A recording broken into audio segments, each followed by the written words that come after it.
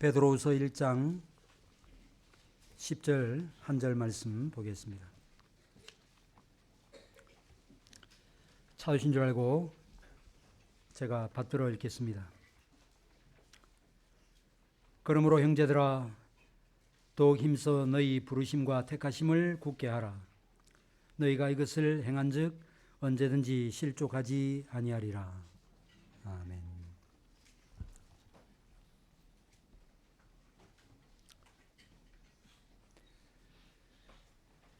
때로 주부들이 냄비에 음식물을 넣고 끓이다가 바쁘게 집을 나선 경우 가스불을 끄지 않고 나왔다라는 느낌을 가질 때가 있습니다. 이때 집에 가서 가스불을 껐는지 확인하기 전까지는 불안한 마음과 염려를 떨쳐낼 수가 없습니다. 그래서 이런 경우에는 집에 빨리 와서 가스불을 끈 것을 확인하면 문제는 해결이 되죠. 그 순간 모든 염려는 사라집니다. 그런데 만약 가스불을 끄지 않았음에도 불구하고 가스불을 껐다는 굳은 확신 가운데 몇 시간 일을 보고 그 다음에 집에 돌아오면 어떤 광경이 벌어질까요? 아마 올려놓은 음식물 그릇은 다 타버릴 것이고 심각한 경우 화재가 발생해서 집이 전소될 수도 있을 것입니다. 이 예는 우리에게 어떤 교훈을 주는가? 무엇보다도 객관적 사실이 중요하고 그 다음에는 그것에 대한 올바른 이해와 인식이 요구된다 하는 것입니다. 신자가 누리는 구원 문제도 마찬가지입니다. 실제로는 구원받지 못했으면서도 스스로는 구원받았다고 확신하는 경우가 있습니다. 이런 경우 가스불을 끄지 않아서 집이 다 불타버리는 것, 이런 경우와는 견줄 수 없을 정도로 심각한 일이 발생할 수 있겠죠. 그런데 이보다 심각하지는 않지만 안타까운 경우는 어떤 경우인가? 이미 구원은 받았지만 스스로는 구원받지 못했다고 생각하는 경우입니다. 이런 경우는 신앙생활에 기쁨과 즐거움이 없을 것입니다. 항상 불안과 염려 가운데 신앙생활을 하겠지요. 물론 어떤 때는 세상의 재미, 기쁨, 즐거움을 맛보면서 막 기뻐하고 즐거워하다가 그러나 조용한 시간 하나님의 얼굴빛 가운데 나아가면 이로 인한 영혼의 근심과 시름이 자기 마음을 힘들게 하는 이런 경험들을 할 수밖에 없는 것입니다. 얼마나 안타까운 일입니까? 여러분들은 어떻습니까? 여러분들은 자신이 가진 믿음과 그에 따른 구원의 확신을 분명하게 가지고 있습니까? 구원의 확신과 관련해서 크게 네 부류의 그리스도인으로 나눌 수 있습니다. 첫째는 본인이 구원받은 것을 확신하고 기쁨과 감사함 가운데 살아가는 사람. 둘째는 복음에 대한 지식도 희미하고 구원 얻은 자라고 하는 사실에 대한 확신이 없으므로 신앙생활을 어정쩡하게 하는 사람. 셋째는 자신이 구원받은 신자라고 하는 분명한 확신을 가지고 있긴 하지만 실제로는 구원받지 못한 사람. 넷째는 확신은 없지만 실제로는 구원받은 사람. 이렇게 네 부류의 사람으로 나눌 수 있을 것입니다. 여러분들은 어떤 부류에 속하십니까? 밑도 끝도 없이 나는 구원받은 신자라는 사실을 확신하노라며 덤비는 주제넘은 사람입니까? 아니면 그리스도를 제대로 믿고 있으면서도 나는 하나님의 자녀라고 하는 확신을 갖지 못하는 소심한 사람입니까?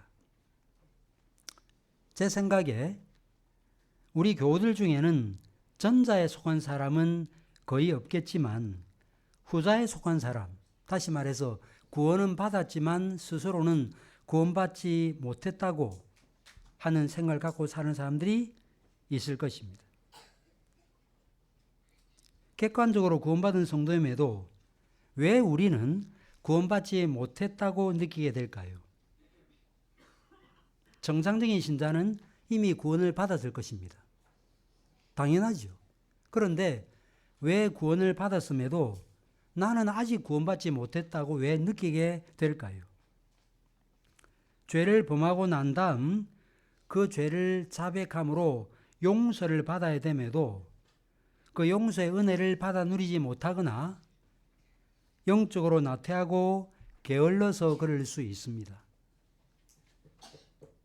자녀가 때로 잘못할 때 자녀는 부모로부터 용서받았다라고 하는 부모의 표정과 부모의 말을 통해서 확신을 하고 그 안에서 기쁨을 누립니다. 만약에 그 부분에 대한 확신이 없으면 장난감을 가지고 놀아도 얼굴은 기쁨이 없을 것입니다. 그렇죠. 정상적인 관계라면 당연히 그럴 것입니다. 하나님과 우리와의 관계도 마찬가지예요. 우리가 중생하고 난 다음에 죄를 지었기 때문에 구원받지 못하는 것입니까? 그렇지 않다는 사실을 너무나 잘 알고 있잖아요. 우리는 용서받았고 또 앞으로 용서받을 수 있습니다. 적어도 성경적으로는 한 번 얻은 구원은 영원한 구원이 맞아요. 그 확신 가운데 살아가야 되는데 왜 우리는 이런 구원의 확신 가운데 살지 못하는가? 앞서 말씀드린 바대로 죄는 짓는데 죄 용서의 은혜를 순간마다 받아들이지 못하고 영적으로 게으르고 나태하기 때문입니다. 혹은 자기를 지나치게 살피거나 자아 비판적 성향이 너무 강해서 그럴 수도 있습니다. 개혁교회 교우들은 이런 가능성이 농후합니다. 그리스도인들은 이런 연약성에서 벗어나서 참된 믿음과 그 믿음에 근거한 구원의 확신을 가질 필요가 있습니다. 어떻게 하면 그러면 믿음과 믿음에 근거한 구원의 확신을 가지고 신앙생활을 할 수 있을까요? 먼저는 믿음과 확신과의 관계를 잘 이해해야 됩니다. 믿음과 확신이 어떤 관계를 갖고 있고 믿음과 확신은 어떻게 다른지를 알아야 됩니다. 초기 종교개혁자들은 확신을 믿음의 진수, 믿음의 정수로 말하면서 믿음과 확신을 처음에는 구분하지 않았습니다. 믿음과 확신을 구분하지 않은 것은 로마 교회 오류를 바로 잡으려고 하는 시도에서 나온 것이었습니다. 당시 로마 교회는 죽기 전까지는 어느 누구도 자기 구원을 적극적으로 확신할 수 없다라고 주장했습니다. 이 때문에 루터와 그 당대의 개혁자들은 하나님께 대한 확신을 가지고 하나님의 확실한 약속을 추구하기를 촉구했습니다. 그것까지는 좋았어요. 그럼에도 불구하고 믿음과 확신을 구분하지 않은 것은 너무 지나친 것이었습니다. 왜냐하면 믿음과 확신은 긴밀한 관계를 갖고 있긴 하지만 이 둘이 똑같은 것은 아니기 때문이죠. 아까 제가 예를 들었잖아요. 가스불을 껐다고 확신했는데 살펴보니까 가스불을 끄지 않고 나온 거예요. 실제로 가스불을 끌 수 있고 그 사실에 기초해서 확신할 수 있겠죠. 그런 면에서 이 둘이 긴밀한 연관을 갖고 있긴 하지만 둘이 똑같은 것이라고 볼 수는 없습니다. 따라서 믿음과 확신을 구분할 필요가 있는 거죠. 믿음이란 그리스도께 자신을 맡기되 그의 인격과 그의 이루신 일에 대하여 제시하고 있는 복음을 온전히 믿고 받아들이는 것입니다. 다시 말해 믿음이란 그리스도에 관한 어떤 진리들을 의지하는 게 아니고 그리스도 그분을 의지하는 것입니다. 어떤 사실을 그냥 역사적으로 수납하는 정도가 아닌 그분 자체를 의지하고 그분을 신뢰하는 것입니다. 반면에 확신은 무엇인가? 확신은 이제 나는 더 이상 아담의 타락한 본성 상태에 있지 않고 나는 은혜 상태에 있다라고 하는 신념이라고 할 수 있겠습니다. 이런 면에서 믿음과 확신은 다릅니다. 믿음은 우리가 구원받았다는 신념이 아니고 그리스도를 의지하는 것입니다. 신뢰하는 것입니다. 그분께 나를 완전히 내어 맡기는 것입니다. 이런 면에서 믿음은 우리가 구원받았다라는 확신으로부터 나오는 게 아니고 사도행전 16장에 나타나는 빌립보 간수장처럼 우리가 어찌할꼬라고 하는 영적인 각성으로부터 나오는 것입니다. 믿음은 어떻게 생기는가? 인간의 죄와 비참함에 대한 처절한 인식, 그리하여 내 안에서는 구원의 어떤 근거도 발견할 수 없다라고 하는 이 마음으로 그리스도를 의지하는 것, 이게 진정한 믿음이라고 할 수 있는 것입니다. 따라서 내가 구원받았다라고 하는 이 개인적인 구원의 확신은 믿음의 본질이 아니고 믿음의 열매라고 할 수 있습니다. 물론 신앙에 확신이라는 요소가 전혀 없는 것은 아니에요. 그래서 토마스 브룩스라고 하는 청교도가 이런 말을 했습니다. 믿음은 때가 되면 자발적으로 성장하며 확신에 이르게 된다라고 말했습니다. 믿음을 가지게 되면 성장하고요, 자연스럽게 확신의 단계로 나아가게 되는 것입니다. 그러나 구원의 확신은 믿음과 똑같은 것이 아니고 믿음의 정수, 믿음의 진수, 그 믿음이 꽃필 때 확신으로 나아가게 된다는 것이죠. 때문에 구원에 이르는 믿음과 믿음의 근간 확신은 구분된다라는 사실을 꼭 기억해야 할 것입니다. 그러면 가장 바람직한 경우가 어떤 경우입니까? 객관적 사실이 없는데 확신만 가지는 경우, 이보다 위험한 일은 없겠죠. 그래서 제일 바람직한 경우는 객관적 사실과 주관적 확신이 일치하는 경우, 이게 제일 바람직한 경우라고 할 수 있겠습니다. 이보다 덜한 경우는 객관적 사실을 가지고 있지만 주관적으로 확신하지 못하는 경우, 이게 그나마 사실은 객관적 사실이 아님에도 주관적으로 확신하는 경우보다는 정말 나은 경우라고 할 수 있을 것입니다. 자, 이런 면에서 우리는 믿음과 또 믿음의 근간 확신을 함께 가질 필요가 있습니다. 어떻게 하면 그러면 믿음과 구원의 확신을 함께 가질 수 있는가? 예나 지금이나 구원받은 자라고 하는 확신을 가지는 것에 대해서 비난하는 사람들이 있어 왔습니다. 로마 가톨릭주의자들이죠. 그들은 자신이 구원받았는지의 여부를 절대로 알 수 없다라고 주장했습니다. 그래서 16세기 로마 가톨릭주의자들의 모임이었던 트렌트 공의회에서 확신이란 헛된 것이요 불경건한 자신감이라고 하면서 이 구원의 확신을 갖는 것에 대해서 비난을 했습니다. 물론 신자가 아님에도 스스로 신자라고 하는 확신을 가지고 살아가는 사람들이 있습니다. 마태복음 7장에 나오는 거짓 선자들이 바로 그 경우라고 할 수 있겠습니까? 그런 경우를 할 수 있겠죠. 주의 이름으로 선자 노릇하고 귀신도 내어 쫓고 병도 고치고 했었습니다. 그런데 인격적으로 주님과 어떤 관계도 없었던 것이죠. 이런 경우 사실 마지막 날에 내가 너를 도무지 알지 못하노라 하는 이 청천벽력과도 같은 선을 듣는 것보다 애초에 구원의 확신을 갖지 않는 편이 더 낫다고 할 수 있겠습니다. 그러나 성경은 그러니까 구원의 확신 갖지 말라고 말하지 않아요. 성경 뭐라고 말합니까? 구원의 확신을 가지라고 말합니다.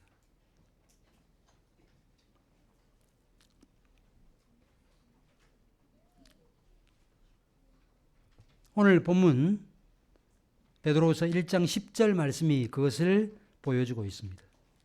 그러므로 형제들아 더욱 힘써 너희 부르심과 택하심을 굳게 하라. 너희가 이것을 행한즉 실족하지 아니하리라고 말씀하고 있습니다.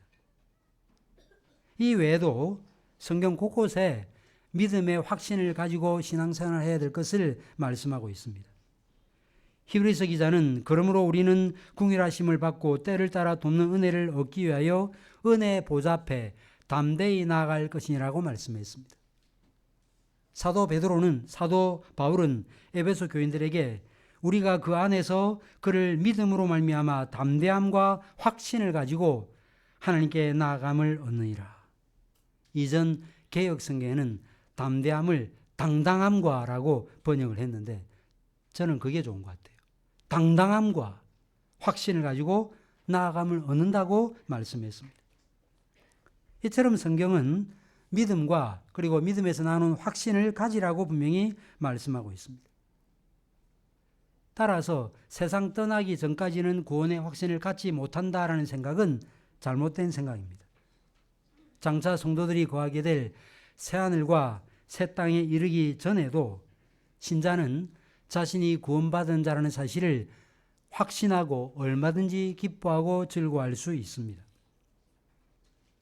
그래서 토마스 브룩스는 확신, 지상에서 누리는 천국이라는 책에서 이런 사실을 여러 차례 강조했습니다. 그는 이런 말을 했습니다. 확신은 초기의 영광이다. 그것은 낙원의 근교이다 라고 말했습니다. 문맥을 우리가 살피지 않아서 이게 무슨 말인가 생각할 수 있겠죠. 확신은 초기의 영광이다라는 말이 무슨 말일까요? 새하늘과 새 땅에 들어가야 영광을 누린 게 아니라 그 말이에요. 확신 가운데 선치적으로 그 영광을 누리게 된다는 이야기고, 그 다음에 낙원의 근교라고 말한 것은 그 확신의 상태가 이미 낙원에 근접해 있는 상태라는 그런 뜻입니다. 오늘 우리는 어떻습니까? 현대 그리스도인들은 나는 구원받았다는 사실에 대한 확신은 물론 이 구원의 확신 가운데 나오는 기쁨과 즐거움을 누리고 살아가고 있는지요? 여러분과 제가 살아가는 이 현 시대는 세속성이 극에 달하는 시대고 사탄의 공격이 전방위적으로 이루어지는 참으로 악하고 음란한 시대입니다. 오늘날 현대 그리스도인들 SNS와 단절할 수가 없습니다. 제가 아는 한 목사님은 카톡을 쓰지 않다가 올 초에 비로소 카톡을 사용한 분이 계세요. 제가 아주 친한 분인데요. 저는 충분히 이해가 됩니다. 얼마나 많은 이야기들, 얼마나 많은 정보들이 주어지고 있는지요. 카카오 맵에서도 정보를 주고 어디가 맛집이고 어디 가면 좋다. 정신이 산란해서 어떤 일에 집중하기 어려운 시대입니다. 뿐만 아닙니다. 그 정보들이라고 하는 게 우리의 마음을 더럽히는 정보들이 얼마나 많은지요. 뭐 하나 보려고 하면 팝업창이 몇 개 떠가지고 도대체 이 기사를 읽기가 어려워요. 특별히 이 시대는 어떤 시대인가? 오늘 이 시대는 악하고 음란한 시대일 뿐만 아니라 사실보다는 느낌이 강조되는 시대입니다. 무엇을 믿느냐 보다 어떻게 느끼느냐가 훨씬 더 중요한 거예요. 요즘에 영상에 짧은 영상들이 왜 뜹니까? 그렇게 하지 않으면 보지를 않거든요. 왜 제목이 자극적입니까? 그렇게 하지 않으면 안 보거든요. 실제로 눌러서 보면 크게 중요한 내용도 아니에요. 무슨 일이 일어나는가 싶어서 들어가 봐도 별일 아니에요. 얼마나 느낌이 강조되는지요. 이런 정신이 교회 안에도 침투해 들어왔습니다. 그래서 교회가 뭐가 됩니까? 공연장이 된 거예요. 이런 현상은 사람들이 살아계신 하나님께 올바로 예배하고 그분의 말씀을 듣는 것보다 사람들의 감정을 조장하는 모습으로 나타납니다. 오늘날 많은 교회 가운데 행해지는 음악 위주의 교회가 바로 그 좋은 예입니다. 말씀 듣고 기도하는 시간보다 찬양하는 시간이 훨씬 많습니다. 집회 2-3시간 하는데 가만 보면 실제로 기도하는 시간, 말씀 듣는 시간은 3분의 1 정도밖에 안 돼요. 기도도 음악이 깔리지 않으면 안 되는 거예요. 성령의 감동으로 기도한다는 것은 이제는 힘든 시대가 되었습니다.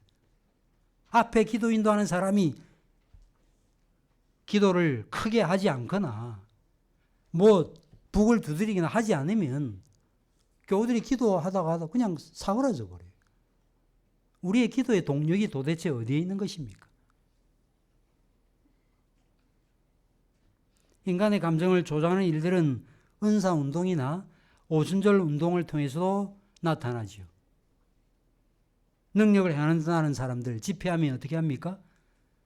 신자들을 어떻게 하지요? 쓰러뜨립니다. 성령은 세우는 일을 하는 분이죠. 그런데 쓰러지면 좋아해요. 저도 선교단체에 있으면서 그런 경험들을 여러 차례 한 사람이라 어떤 마음으로 쓰러진지를 알아요. 쓰러지면요, 나도 쓰러져야 될 것 같아요. 그래야 그것으로 나의 신자됨을 증명하고 싶은 거예요. 얼마나 감정적인 시대인지 모릅니다. 그러다 보니 어떤 사람들은 전통적인 개혁교회 예배 형식을 두고서 전통만을 강조하는 매우 형식적이고 생동감이 없는 예배라고 비난합니다. 과연 그렇습니까? 저희교회 예배가 생동감이 없고 전통만 강조하는 그런 예배인가요? 절대로 그렇지 않습니다. 지금까지 24년 동안 많은 강사들이 저희 교회에 와서 말씀을 전하고 갔습니다. 해외 유수한 신학교 교장으로부터 시작해서 유명한 신학 교수들이 다 왔다 갔어요. 그분들이 한결같이 단 한 사람도 빼놓지 않고 한 말이 무슨 말씀인가? 예배가 너무 좋다는 거예요. 찬양이 너무 좋다는 것입니다. 이렇게 경건하게 예배드리는 이 경험들 외국에서 유학할 때 외에는 한국 와서 처음이다. 그런 말씀들을 하시는 분들이 한둘이 아니었어요.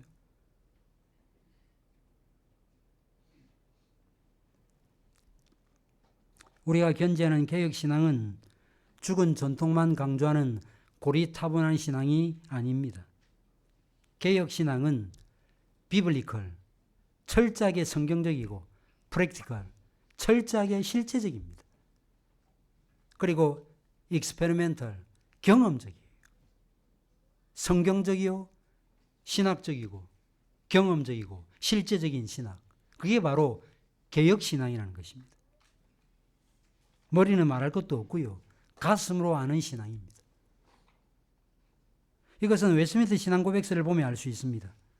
우리가 주일날 웨스트민스터 신앙고백서를 가지고 고백했는데 18장 은혜와 구원의 확신이라고 하는 부분이 있습니다. 1절은 확신의 가능성을 다루고 2절에서는 확신의 기초를, 3절에서는 확신의 촉진을, 그리고 4절에서는 확신의 갱신을 다룹니다. 그런데 이 웨스트민스터 신앙고백서 18장 2절에서 확신의 기초 혹은 확신의 근거와 구원의 기초를 혼동해서는 안 된다는 사실을 설명했습니다.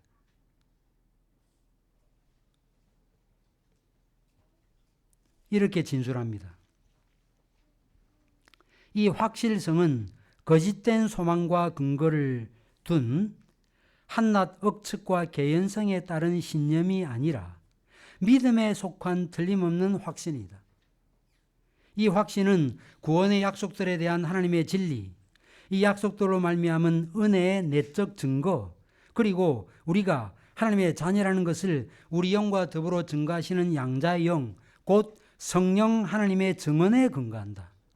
이 성령 하나님께서 우리의 기업에 대한 보증이시며 그로 인하여 우리는 인침을 받아 구속의 날까지 인친다라고 이른다라고 말했습니다. 웨스트민스터 신앙고백서는 확신의 객관적 근거와 주관적 근거 두 가지를 함께 제시합니다.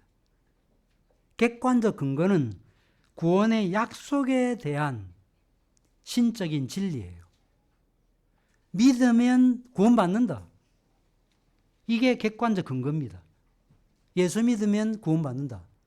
이거예요. 의로운 일을 행하여 구원받는 게 아닙니다. 성화의 진척, 성화의 진보를 눈여겨봤다가 성화의 진보가 어느 수준에 이르지 못하면 구원받지 못하는 게 아니에요. 주관적 근거는 두 가지입니다. 구원의 약속을 이루시는 은총에 대한 신자의 내적 증거. 이것은 나는 하나님의 자녀라고 하는 자기 증거예요. 나는 누가 뭐래도 난 하나님의 자녀 맞아. 신자라고 하는 이 내적 증거입니다. 또 하나는 우리 영들로 하여금 우리의 양자되었음을 확신케 하시는 성령의 선언입니다. 그래, 너는 하나님의 자녀가 맞아. 이거는 물론 신비예요. 누가 뭐 음성을 이렇게 듣는 건 아닙니다. 그러나 내 마음 안에 그래, 나는 하나님의 자녀다. 내가 믿지 않느냐? 내가 죄와 싸우고 있지 않느냐?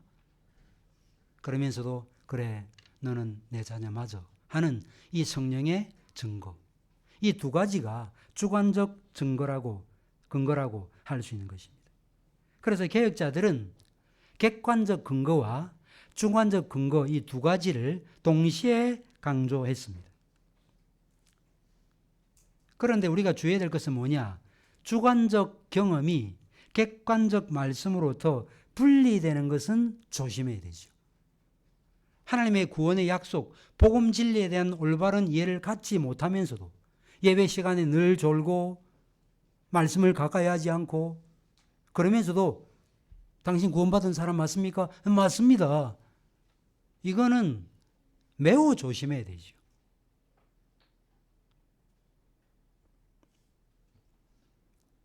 때로 어떤 분들이 직통계시 화법을 사용하는 분들이 있습니다. 여러분들 직통계시 화법이라는 걸 들어보셨습니까? 이런 거예요.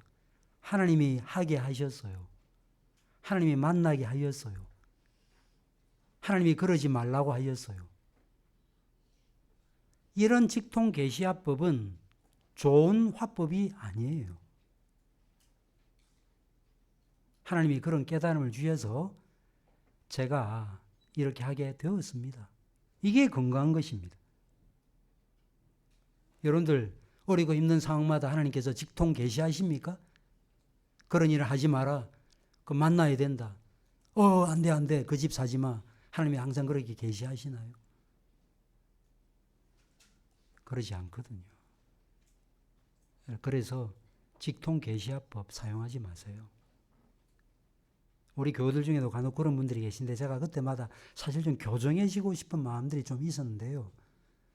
저도 마음이 약해가지고 그러지 못하는 경우가 있는데 그러지 마시고 하나님께서 그럴 마음을 저에게 주셨습니다.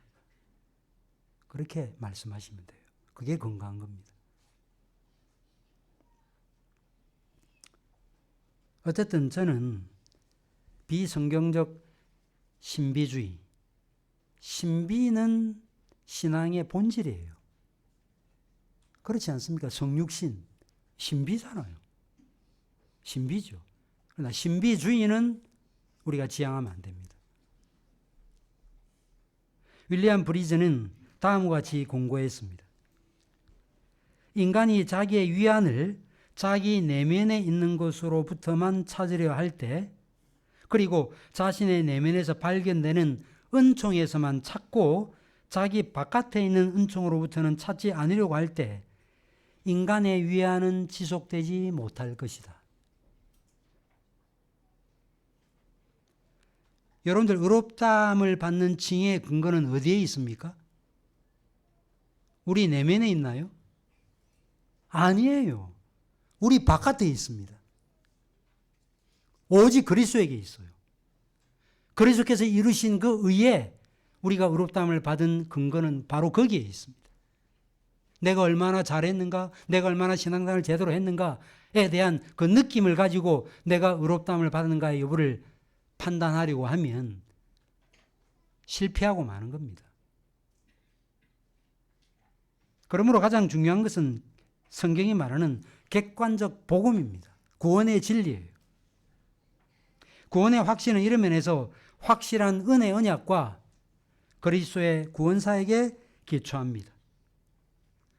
하나님의 예정, 작정, 선택, 하나님의 선한 의지, 거기에 근거하는 것입니다. 그래서 우리의 구원의 확신, 이것은 객관적인 확실성으로부터 흘러나오는 것이라 해야 되는 것입니다. 하나님의 언약은 절대로 깨트릴 수 없다. 하나님께서 한번 구원한 영혼을 끝까지 지키신다라는 이 믿음을 가지고 있어야 되는 거죠. 따라서 그리스도인은 언약을 성취하시도록 하나님께 간청드릴 필요가 없습니다. 하나님 약속을 꼭 이루셔야 됩니다. 그런 기도하실 이유가 없어요. 왜 그렇습니까? 하나님이 약속하신 것을 반드시 이루시는 분이거든요. 그러면 우리는 믿으면 돼요. 그리스도를 온전히 신뢰하면 구원받습니다. 다른 어떤 것이 필요한 것이 아닙니다. 믿는 자는 구원받는다. 내게 오는 자는 결단코 물리치지 않겠다고 주님이 약속하지 아니었습니까? 칼빈이 기독교 강요에서 믿음은 선택의 고울이라고 말하지 않았습니까? 내가 선택받은 자임을 압니까? 모릅니까? 몰라요? 알아요. 대사도행전서 1장이 뭐라고 말했습니까? 바울이 내가 너희의 택하심을 안다 그랬어요. 너희의 택하심을 아노라. 내가 믿으면 택함 받은 사람이에요. 의심할 필요 없습니다.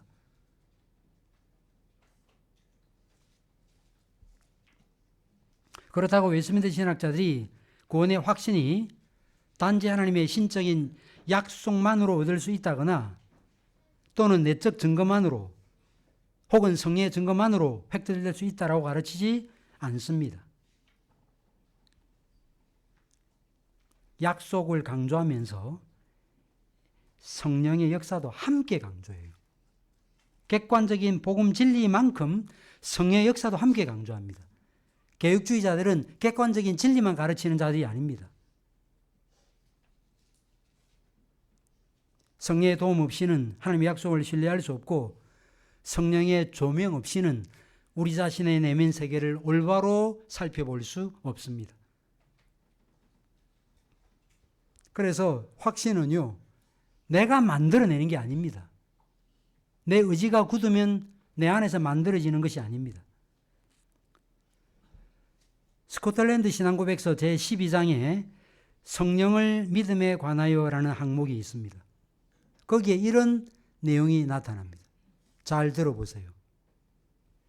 이러한 우리의 믿음과 확신은 혈과 육, 즉 우리 안에 있는 본성적인 힘에서 나온 것이 아니라 성령의 감동으로 말미암는다. 인간의 혈과 육이나 본성적 힘에서 나온 게 아니라 그래요. 성령으로부터 말미암는다. 구원의 확신은 인간의 노력의 열매도 아니고 우리가 의무를 행했을 때 주어지는 상도 아닌 이것은 성령의 선물입니다. 그리스도를 믿는 자는 성령을 의지하는 자요, 성령을 의지하는 자는 반드시 성령의 선물인 믿음을 가지게 되는 것입니다. 그러면 이런 믿음 가운데 확신을 강화하기 위해서 어떻게 해야 되는가? 우리는 첫째는 복음과 하나님의 약속을 믿어야 됩니다. 말할 필요가 없습니다. 웨스민스터 신앙고백서 18장 2절에 은혜와 구원의 확신을 이렇게 말합니다. 이 확신은 구원의 약속들에 대한 하나님의 진리에 근거한다. 하나님의 진리에 근거한다. 누구든지 그리스도를 믿는 자는 멸망치 않고 영생을 얻을 것이라고 말씀했습니다. 나에게 오는 자는 누구든지 물리치지 않겠다고 약속했습니다. 따라서 확신을 가지려면 먼저는 복음을 믿어야 됩니다. 믿으면 어떻게 되죠? 죄사함 받고 의롭다함을 받습니다. 두 가지가 동시에 일어나요. 용서도 받고 의롭다함을 받습니다. 용서를 받고 조금 있다가 하는 걸 봐서 너 의인이다라고 말씀하지 않으세요. 죄 용서와 의롭다함을 받는 것은 동시에 일어나는 것입니다. 뿐만 아니죠. 그리스도의 모든 것이 다 우리의 것이 됩니다. 그분의 완전한 의로운 것이 곧 내 것이 되는 것입니다. 그리스도의 의는 우리의 죄와 허물을 가려주기에 충분합니다. 물론 우리도 여전히 불완전한 부분이 있는 것은 사실이에요. 그래서 성도는 완전을 향해서 나아가는 사람들입니다. 루터가 그런 말을 했잖아요. 우리는 의인과 동시에 죄인이다. 시물 유스투스 앳 페카토로라고 해서 유명한 말이죠. 이것이 우리의 상태를 잘 보여줍니다. 신분상 의인이지만 상태적으로 보면 죄를 범할 때가 있다는 거죠. 이런 과정에 사탄이 어떻게 공격하는가? 당신은 다른 사람들보다 못하다. 다른 사람들보다 성화의 진척을 정확하게 이루어내지 못한다라는 말로 공격합니다. 우리는 이런 가르침, 이런 속임에 농락당해서는 안 됩니다. 우리는 나아지고 있습니다. 제가 이전에도 말씀드린 적이 있죠. 왜 신앙생활을 하면 때로 마음이 왜 공고한가? 마음이 공고한 이유는 믿기 전보다 죄를 더 많이 지어서가 아니고 죄는 분명히 덜 짓는데 죄의식이 마음에 더 강하게 일어나기 때문이죠. 그런데 왜 그러면 죄의식이 더 많이 강하게 일어나느냐라고 하면 하나님의 거룩하심에 대한 인식이 더 짙어지기 때문입니다.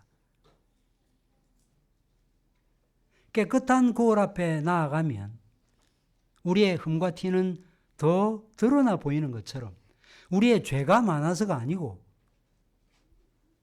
하나님의 거룩하심에 대한 인식이 더 깊어질수록 신자의 삶이 어떻게 되는지를 깨달을수록 그에 미치지 못하는 우리 자신에 대해서 힘든 거죠. 그 사실을 알아야 돼요. 따라서 그 순간 다시 또 하나님의 의의 옷을 우리가 입었다는 사실을 기억하고 또다시 그분의 의를 내 영혼 가운데 적용해야 되지. 그러니까 나는 신자가 아니 모이다라는 이 잘못된 결론에 도달해서는 안 되는 것입니다. 따라서 복음의 약속을 믿어야 된다는 사실, 우리는 100번 강조해도 지나지 않는다는 사실을 기억해야 될 것입니다. 두 번째로 나아가서 하나님의 놀라운 구원 계획을 더 깊이 공부하고 알아가야 됩니다. 왜 그럴까요? 선택과 예정을 왜 공부해야 될까요? 우리의 구원은 시간 세계에서 확정된 게 아니고 영원전에 확정되었구나. 우리의 구원은 우리의 경건에 조금 더 기대지 않고 오직 그리스도의 의에 있구나 하는 사실을 알게 될 때 확신이 더 강하게 일어나기 때문입니다. 믿음과 확신은 이런 과정을 통해서 자라나게 되는 것입니다. 믿음은 하나님의 놀라운 구원 계획에 대한 분명한 이해와 더불어 자라나고 이 믿음에서 확신이라고 하는 꽃이 피어나게 되는 것입니다. 우리가 왜 교리 공부를 해야 됩니까? 우리가 왜 성경도 읽고 기독교 강요를 비롯한 신학서적을 왜 읽어야 될까요? 이 때문에 그래요. 내 신앙이 왜 이렇게 뜨뜻미지근한가? 틀림없습니다. 제가 말씀드린 이 일을 하지 않아서 그래요. 기독교 고전 존 오웬의 시편 130편 강해 이런 거 두껍죠, 그죠? 한번 읽어보세요. 읽으면 삶이 완전히 뒤집어져요.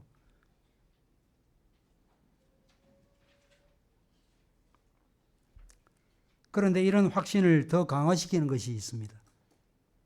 그것은 믿음의 열매로서의 선행입니다. 웨스민스터 신앙고백서 제16장 2항에서 선행은 믿음의 열매라고 하면서 이렇게 고백합니다. 신자는 선행으로 감사를 표현하고 확신을 강화한다. 그렇게 고백합니다. 확신을 강화하는 게 선행이에요. 감사도 표현하지만 내가 구원받는 자라는 사실을 확실하게 믿는 그 확신을 강화시키는 게 선행이에요. 선행행위가 없다면 하나님의 약속과 성령의 증언에 대한 내적 확신은 속임수가 되고 말아요. 너무 확신해요. 그런데 열매가 하나도 없어요. 예배에 집중도 못합니다. 성도의 교통과 사귐 안에 들어오지도 않아요. 어리고 힘든 이웃의 필요를 채우려고 하는 마음도 없습니다. 그래서 확신 하나만큼은 견고하다. 이것만큼 위험한 게 없죠. 결국 선한 행위의 증거 없이 하나님의 약속에 근거한 확신만을 주장하는 것은 내가 피상적 믿음의 소유자라는 사실을 드러내어 증거하는 거예요. 이런 사실에 기초해서 존 프레스톤이 다음과 같이 주장했습니다. 제가 지금 인용하는 청교도 명언은 오래전부터 제가 주보에 다 실었던 거예요. 아이를 가지고 있다고 생각하면서 전혀 태아의 움직임을 감지하지 못하는 여인은 스스로 기만하고 있는 것이다. 마찬가지로 내 마음에 믿음이 있다고 생각하면서 그 안에 생명도 없으며 어떤 움직임도 어떤 행동도 발견할 수 없다면 믿음으로 사는 것이 아니다. 그는 잘못 생각하고 있는 것이요 스스로 속고 있는 것이다. 왜냐하면 만일 그가 가진 믿음이 올바른 것이라면 믿음은 행동을 수반할 것이다. 거기에 생명이 있고 믿음의 역사심이 있기 때문이다라고 말했습니다.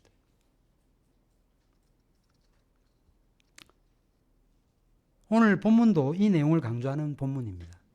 본문 10절에서 하나님의 부르심과 택하심에 대하여 언급을 했죠.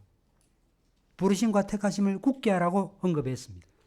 그런데 앞서 4절 이하를 보시면 신적 성품, 신의 성품에 참여하는 것에 대해서 언급을 했습니다. 예수 믿으면 신의 성품에 참여합니다. 믿습니까? 신적 성품을 갖게 돼요.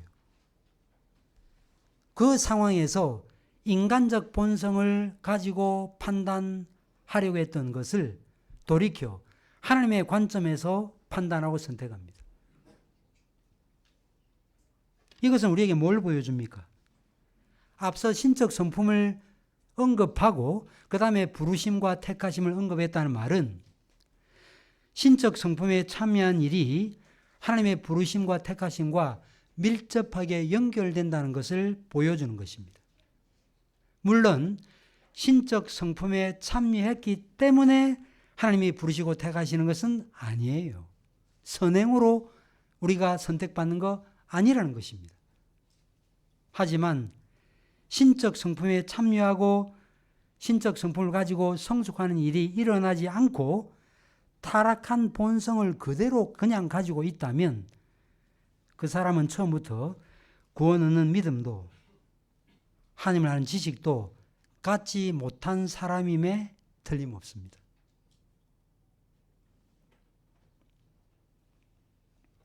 제가 지금 선행으로 의롭다함의 근거를 삼을 수 있다는 그런 말을 하고 있는 게 아니에요. 인간이 행한 최선의 선도 하나님 보시기에 더러운 옷과 같다고 이사야가 말하지 않았습니까? 무엇보다 우리가 이웃을 사랑한다라고 하지만 이웃 사랑의 선한 의무를 수행하는 과정에 얼마나 잘못된 동기를 가진 적도 많았고 얼마나 그 의무 수행을 성실하게 감당하지 못했던 때가 얼마나 많았습니까?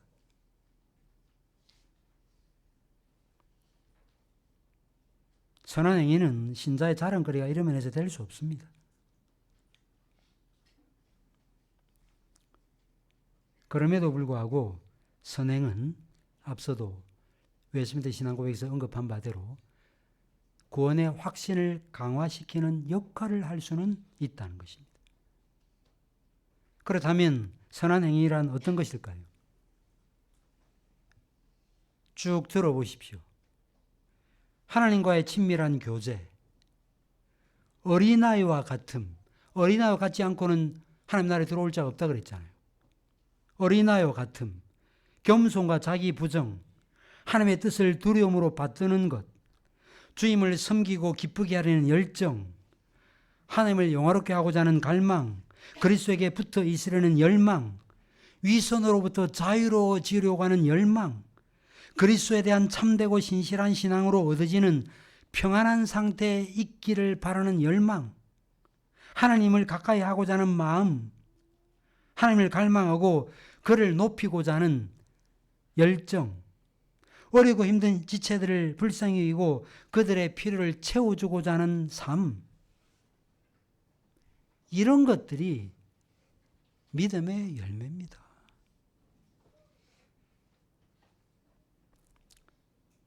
안타깝게도 종교개혁자들이나 믿음의 선지들과 비교할 때 현대 그리스도인들은 이런 열매, 이런 영적인 실천이 빈곤하기 그지 없습니다.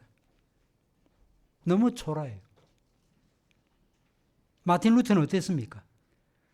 복음으로부터 흘러나오는 풍부한 담대한 확신을 가지고 있었기 때문에 로마 카톨릭주의자들의 협박에도 절대 굴하지 않았던 것입니다. 맷집이 세서가 아니에요. 앞서 제가 말씀드린 이런 객관적 복음에 대한 올바른 이해와 그 다음에 영적인 실천, 앞서 제가 말씀드린 세 가지 일에 힘쓰는 객관적 복음 진리를 믿고 등등 이런 일들을 통해서 확신이 강해지다 보니까 어떤 사람이 된 것입니까? 그래, 내 목을 쳐라 라고 하는 이런 자세로 로마 가톨릭 주자들과 싸울 수 있었고, 히브리서에는 뭐라 그래요? 신자를 가리켜 세상이 감당할 수 없는 자라고 말하고 있잖아요.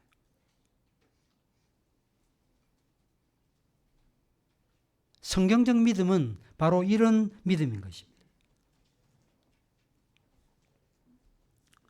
저는 이런 사실을 언급하고 마지막으로 어떻게 하면 그러면 구원의 확신을 강화할 수 있는지 세 가지를 말씀드리고 설교를 마무리하려고 합니다.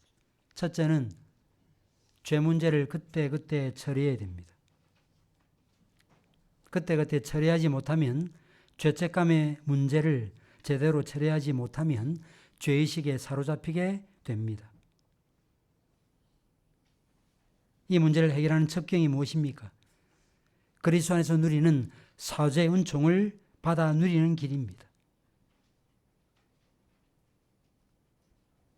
범할 때마다 죄 용서의 은혜를 구해야 돼요. 그런데 18장, 웨스트민스터 신앙고에서 18장의 제목이 뭐라고요? 은혜와 구원의 확신이에요. 아시겠죠? 그 앞에 있는 은혜를 되게 그냥 빼버리고 이해를 많이 해요. 은혜와 구원의 확신이라고 말이에요. 제가 현상가족 여름 순회 때 어떤 제목으로 말씀을 전했는가? 은혜 위에 은혜. 그죠? 은혜 위에 은혜를 더하세요. 야, 은혜를 줬는데 은혜 합당히 살지 못했어요. 그러면 하나님께서 은혜를 더해주지 않느냐? 아니에요. 또 은혜를 더하세요. 우리에게 주어지는 것은 은혜밖에 없습니다. 은혜 위에 은혜, 은혜 위에 은혜, 항상 그냥 은혜만 주어지는 거예요.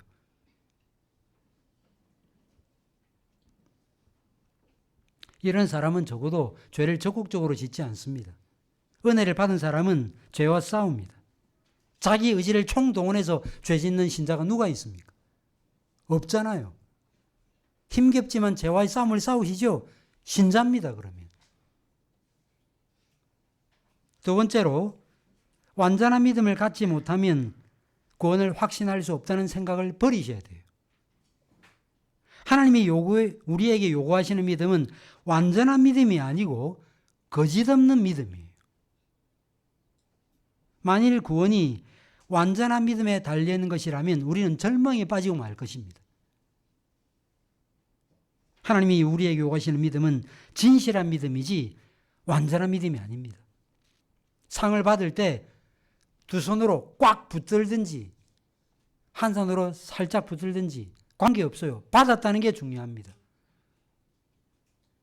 마지막 세 번째로 복음에 대한 지식과 은혜 속에서 지속적으로 자라가야 합니다. 복음의 풍성함을 더 많이 알고 누려야 됩니다.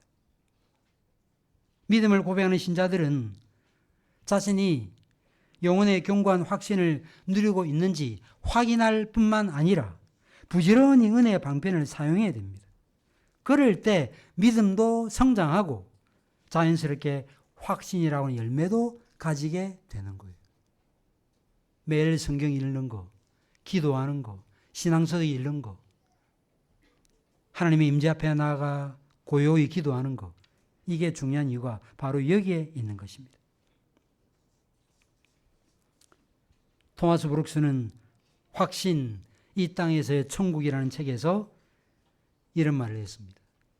은혜를 누리고 살면서 그 은혜의 누림을 확신한다면 그거야말로 하늘 이쪽 편에서 누리는 하늘이 아니고 무엇이겠는가? 라는 말을 했습니다. 은혜를 누리고 살면서 은혜를 누리고 있다는 사실을 확신하면서 산다면 하늘 이쪽 편에서 누리는 천국이 아니고 뭐겠느냐. 이 천국을 이 생에서 누리다가 천국 가는 우리 사는 모든 교우들 되시기를 간절히 바랍니다. 기도하겠습니다.